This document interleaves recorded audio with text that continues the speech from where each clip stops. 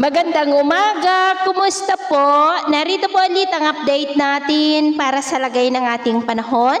Ngayong umaga po ng May 10, 2025. Sa ngayon po ay nananatili na walang anumang banta ng sama ng panahon na ating binabantayan sa loob at labas ng ating area of responsibility. Easterlies pa rin o yung mainit na hangin na mula sa Pacific Ocean ang nakakaapekto po ngayon dito sa ating bansa. Yan po ang dahilan ng pagkakabuo ng mga localized thunderstorm na siyang nagdudulot ng mga isolated rains na may mga pagkulog at pagkidlat, lalo na po yan sa dakong hapon at gabi.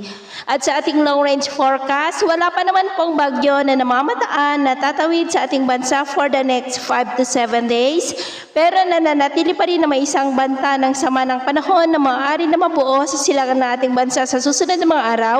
At ang development po niya na ating babantayan kung matutuloy po o hindi. At ayon din sa pinalabas ng Pag-asa na tropical cyclone threat potential, ay may isang banta ng sama ng panahon sa susunod po na mga araw.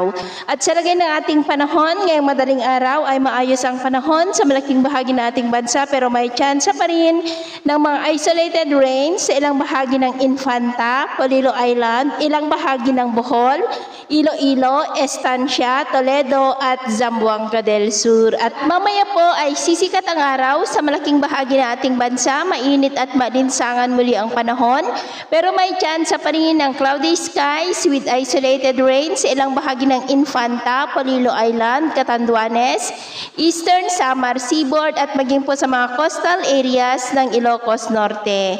Mamayang hapon po, mainit at malinsangan muli ang panahon, pero posible ulit ang pamumuo ng maulap na kalangitan with isolated rains na minsan po ay may mga pagkulog at pagkidlat sa ilang bahagi, kaya kung lalabas tayo sa ating mga tahanan, ugaliin lamang po natin lagi ang magdala ng kahit anong panangga natin sa init ng araw at proteksyon na rin po sa mga biglaang buhos ng ulan.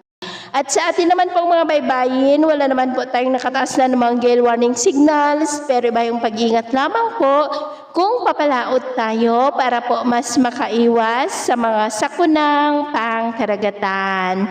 So, yun muna ang latest update natin sa araw na ito. At pumili si James na nagsasabing sa kahit na pagsubok po na darating sa ating buhay, huwag po tayong mawawalan ng pag-asa. Thank you and God bless!